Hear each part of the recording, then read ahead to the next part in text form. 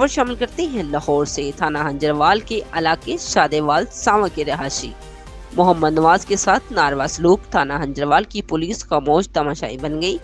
पहले मोहम्मद नवाज के घर से उसकी बीवी और बच्ची को अगवा करके ले गए। चंद दिन बाद मोहम्मद नवाज के घर को जला दिया गया। जराये के मुताबिक पता चला कि मोहम्मद नवाज की बीवी हामला थी, जबकि मोहम्मद नवाज के ससुरालियों ने बीवी का 6 माह का हमल भी गिरा दिया।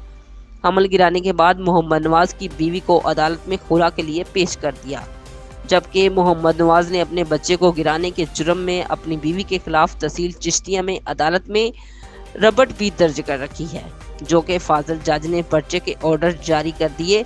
दूसरी तरफ लाहौर थाना हंजरवाल की इन्वेस्टिगेशन पुलिस नींद की गोलियां खाकर सो गई। मोहम्मद नवाज थाने के चक्कर लगा लगा कर परेशान।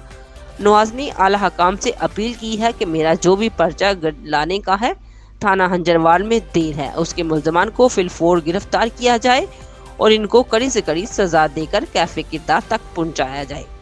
आखिर में मोहम्मद नवाज ने कहा कि अगर पुलिस या कोई इदारा मेरी सुनवाई नहीं करता तो मैं खुद सोजी करने पर मजबूर हो जाऊंगा, जिसके जिम्मेदार अदारे होंगे।